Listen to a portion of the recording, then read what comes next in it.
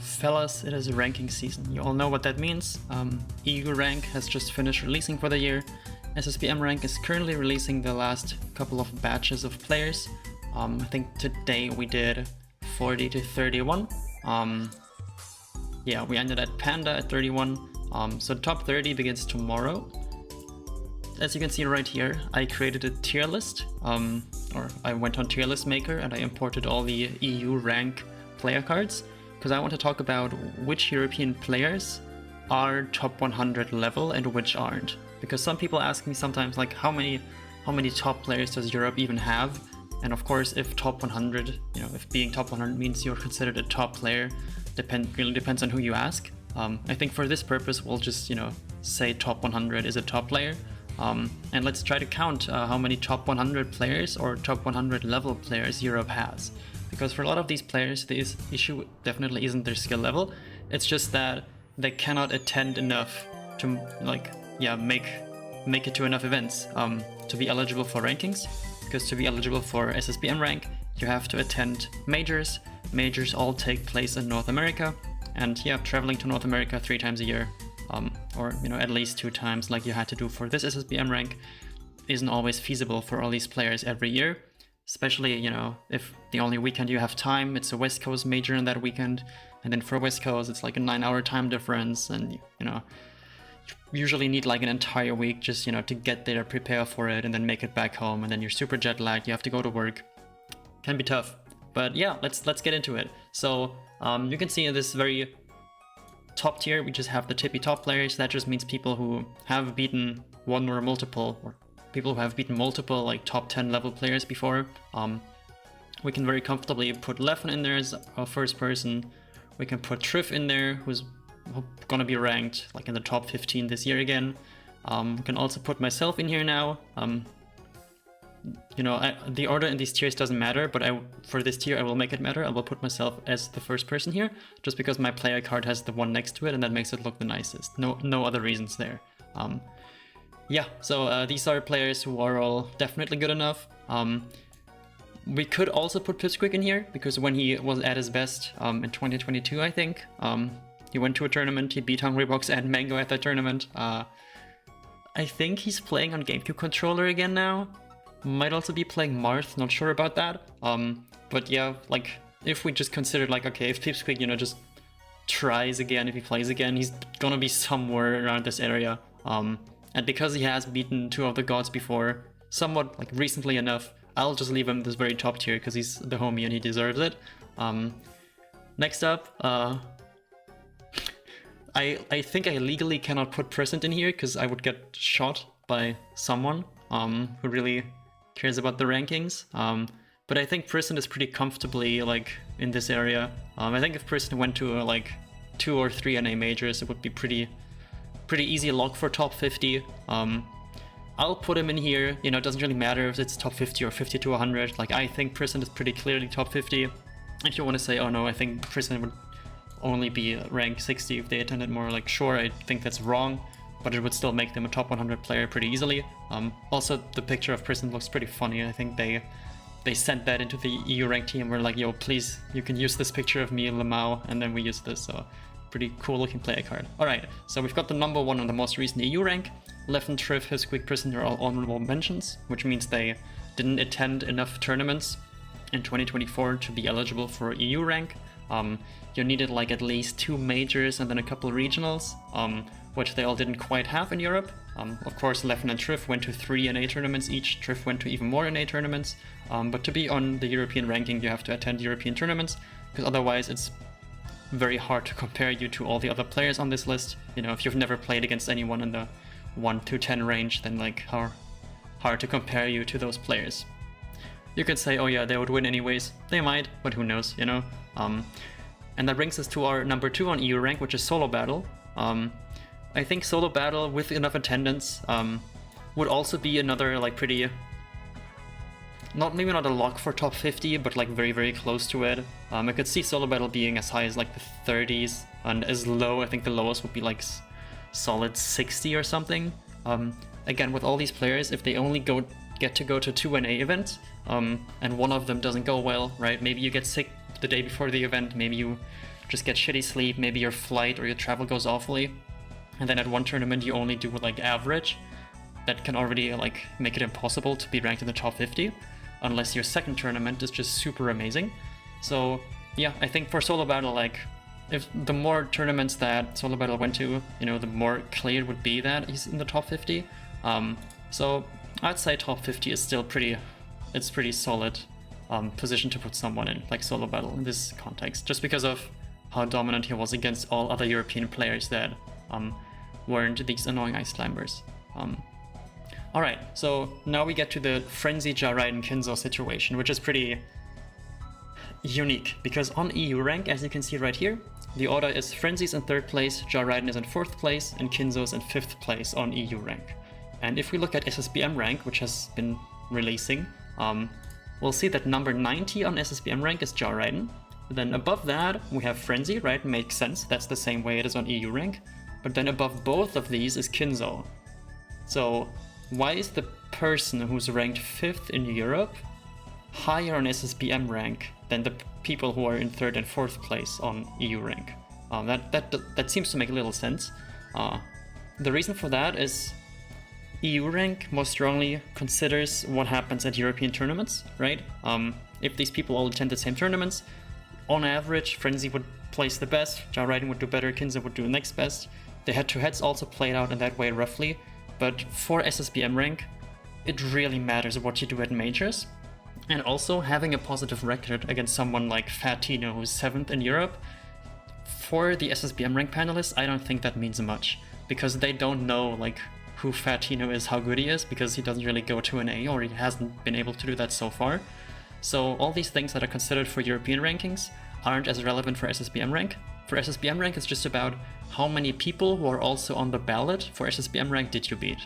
And Kinzo beat Bing and Preeminent, and he also has 2 wins against me. Both of these wins were at like regionals, where I ended up winning the tournament anyways, but still it looks very, very good, especially because I'll be ranked in the top 20 most likely this year.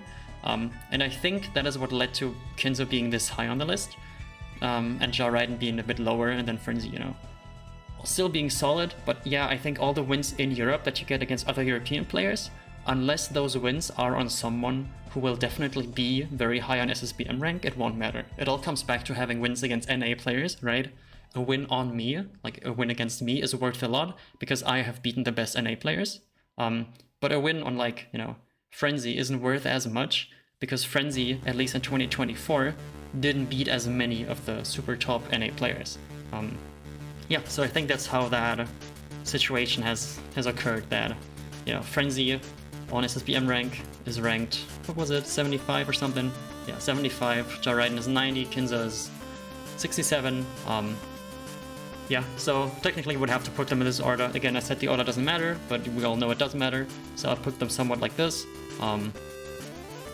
You know, in terms of, because I think EU rank is a little bit more accurate in terms of skill levels, but Kinzo just has better international wins against North American players this year, so yeah, I don't think it matters too much, but these people are confirmed to be top 100.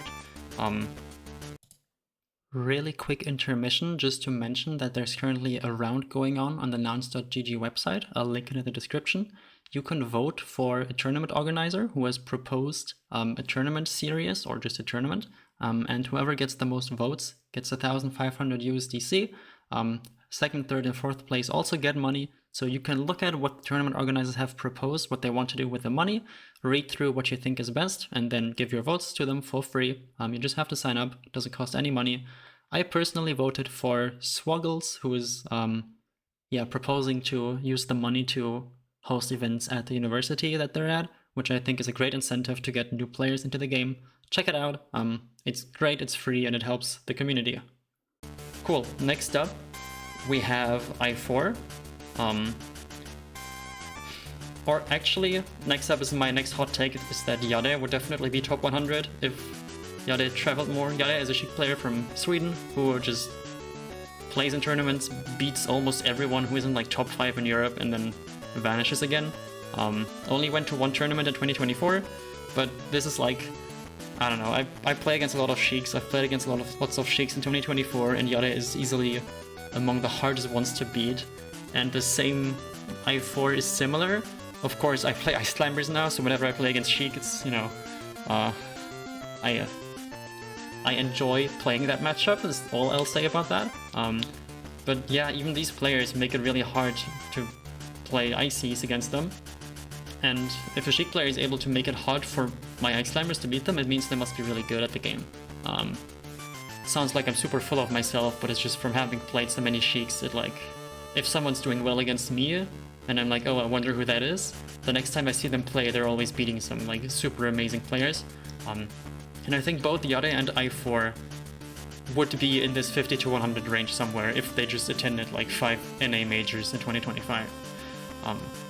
Yeah, so these are like the more hot takes, right? Because so far, you know, all these people, you know, have all been ranked top 100 before until Solo Battle, who I don't think he has been, but that's just because he doesn't really travel outside of Europe.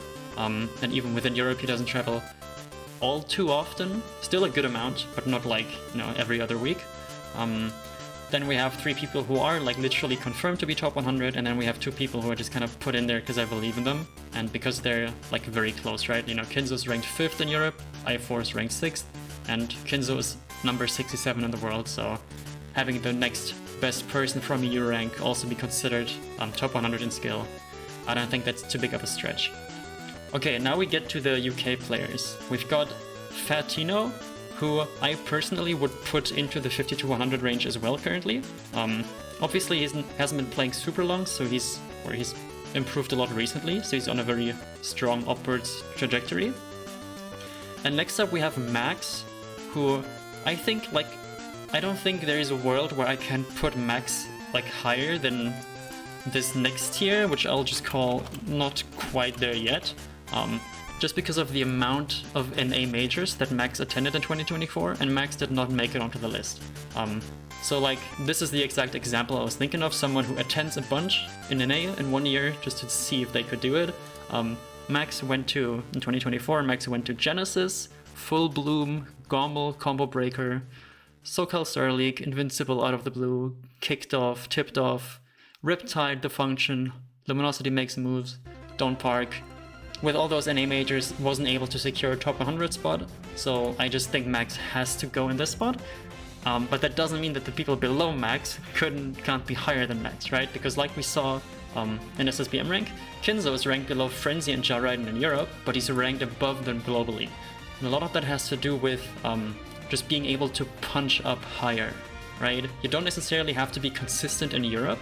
If you only go to an A 2 or 3 times, and each time you just like do really well, like play above your level, going back home and being consistent again, number 10 in Europe doesn't really do anything for you. So yeah, that's kind of what happened with Kinzo, and that's what happens, or what could happen with a lot of the next players we have here. We've got 3 German spacies. I personally would order them in such a way that I think Rix and Irfan, so number 9 and number 11, Rix, Fox from Germany, Irfan, Falco from Germany, I think they're close in terms of how high they can punch up. Both of these are absolute demons in friendlies. Like, Rix is the only player where sometimes I'm playing friendlies against him and I just like go 2 games in a row without taking the stock. Like, that never happens to me against anyone else. So sometimes Rix just goes absolute Super Saiyan, and I still do think that he does play worse in tournament compared to friendlies. So I think he has a lot more potential to punch up than Max. He went to an A in 2024, kind of had an unfortunate situation where he, I think, hurt himself pretty badly right before having to fly out to the event. Like, I think he went to the woods and like fell down somewhere or something like that. So he just, you know, physically wasn't doing the best. Irfan has wins on Bambi and Moth. Yeah, we've got that right here. Irfan went to Gommel, beat Ener DXG, beat Bambi, the Young Link player, lost to Jmook, and then beat Moth 3-1. Moth will be ranked in the top 30. And if you go to one NA event and you beat a top 30 player, I feel like you could do that again. So I'm just gonna do it. I'm gonna put Irfan in here, because he's also someone who is extremely strong in friendlies, and who has proven to be able to beat these kind of players at big majors. Yeah, so I don't know, if the one time you go to an A, you beat a top 30 player, and, you know, in a matchup where you are good, but where you aren't necessarily like super practiced in all the time, I think you're just good.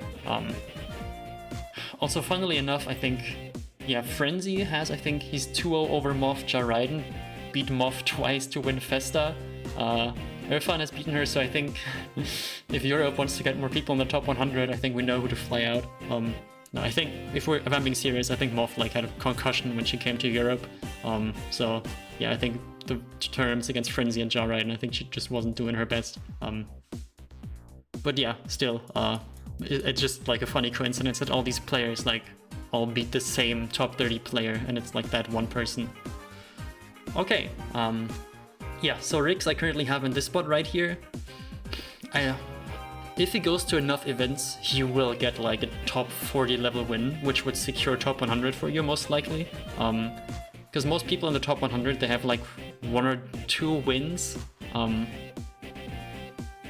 what I'm trying to say is that if you want to reach a rank, you don't have to beat the people who are barely in that ranking, right? If you want to make it barely into the top 100 in the 90 to 100 range, it's not enough to beat the players who are going to be ranked in that range, because all those players who are going to be ranked 95th or something like that, they're getting ranked that highly because they beat someone who will be 20 spots higher than them on the ranking, right? So you always have to beat someone who is a good bit higher up than you in order to even make it onto the ranking at all, right? It's not enough to beat number 99, 98 and 100. You gotta punch a little bit higher than that.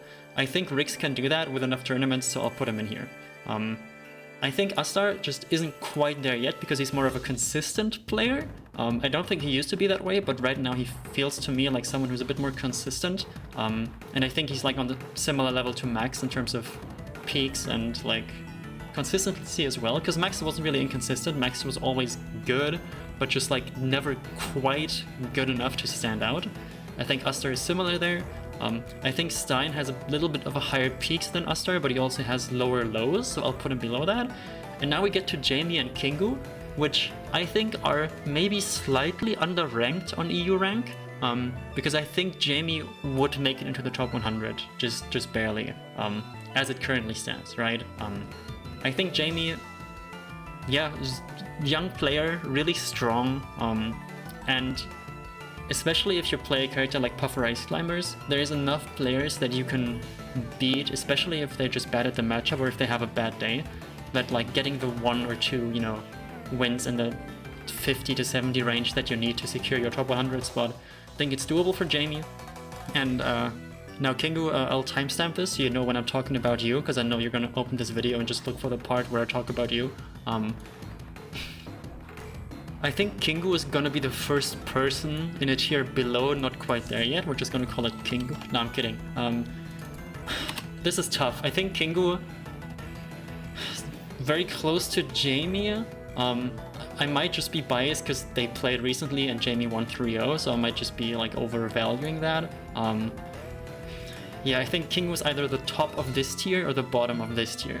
So, let's look at what Kingu has done, shall we? I wasn't gonna do this for a lot more people, I had some stuff prepared. Yeah, Kingu again has decently high peaks, but I mean, if you're beating Frenzy from time to time, that's pretty good, but a Frenzy win has lost a little bit of value, at least in the eyes of the SSBM rank panelists. It depends. I think Kingu is just, you know, exactly in between these two tiers, so if we're looking for people who I think are like guaranteed top 100 if they attend enough, I think I'd have to move Kingu in right here, because I'm not sure it's actually, it would be guaranteed, yeah. I think Rix is the more questionable one out of the two, but yeah, I think I'm okay with keeping it like this, because I think Kingu at like 5 majors in 2025, there's either gonna be a random win on a top 20 player, probably on me, just because that would be funny. But I think, yeah, Kingu, we cannot deny you anymore. Sharp? Now we're getting to the part where it gets really tough, because I think the people after, it becomes pretty clear that they're just not quite there yet, but we're like right on the edge right now. So let's take a look at what Sharp has done, shall we? So Sharp, amazing Peach player from Sweden. kind of incredible that a Peach player from Sweden was able to get that good. I don't think we've ever seen that before. So very amazing thing to have in the Smash community, in the Melee community. I think Sharp traveled to NA in 2023, right? Or just maybe not at all, and I'm imagining things? Okay, so Sharp went to Shine in 2022, that's good. But seems like it's been mostly European tournaments since then. I think I would have to put Sharp in the like barely not quite there tier, somewhere around here. Again, another player I think is slightly underranked on EU rank, but all these players are so close that it's very hard to tell. Yeah, and I think now we're getting to Skullbro, who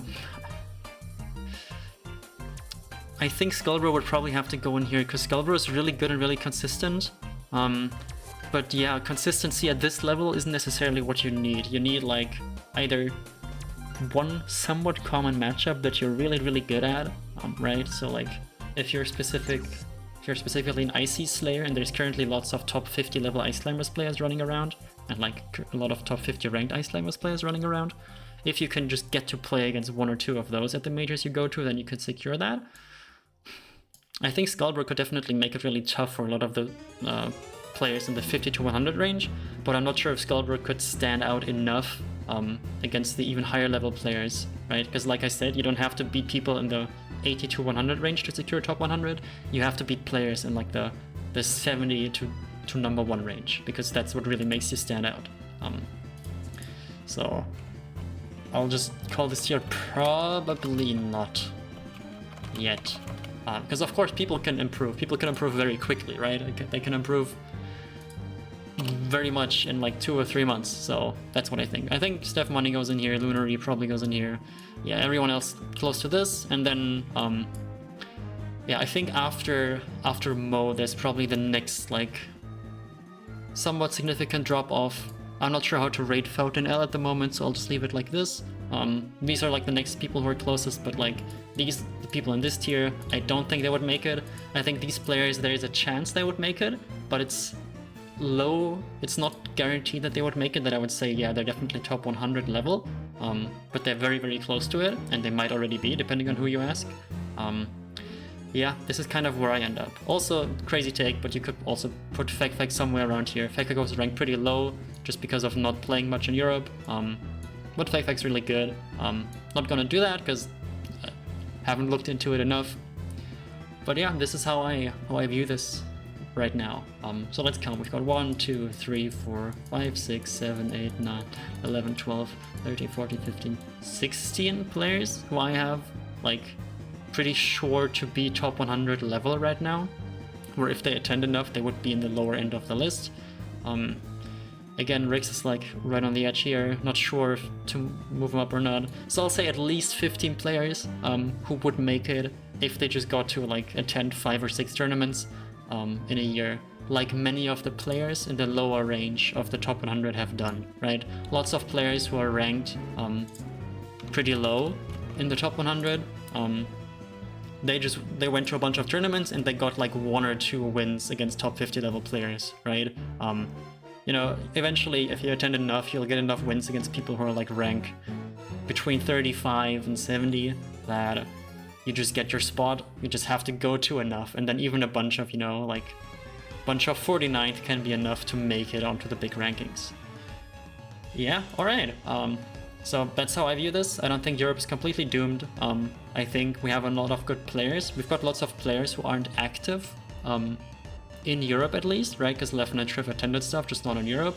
Then we've got the people who just aren't that active, period, but who, you know, if Europe as a continent had to play crew battle in order to, you know, secure the survival of the species, then we have lots of good players that we could call upon. Maybe they're busy, you know, maybe they've got better stuff to do than saving humanity. But yeah, this is how I view it, right? We've got the 1, 2, 3, 4, 5, 6, 7, 8, 9 players who I think are like guaranteed top 100, either because they were ranked top 100 this year, they were ranked top 100 last year, like very highly, or because they're solo battle who are like very clearly on the level of people who are top 100 and who's ranked above them in Europe, right? Above Kenzo, Frenzy, Jariden. Which, you know, to be fair, who was number 2 between Solo Battle and Frenzy on EU rank was very close. The scores ended up being very, very close. And some panelists had Solo Battle as low as like 5th or 6th place on EU rank on their battles. But he ended up being 2nd, which I think is fair. So yeah, this is how I view it. This template is public, so if you want to make your own European Melee tier list, then feel free to go ahead and do so. Also, we should really move Pipsqueak up here, because Pipsqueak's the GOAT. And yeah, that's my opinion. I think Europe has good melee players. Lots of these players you will find on Unranked. Before I forget, you will still find people like Professor Pro on Unranked sometimes. AMSA recently attended another tournament. I think AMSA would probably be like in this low 50 to 100 range as well. Professor Pro probably also, but like the higher end of this tier.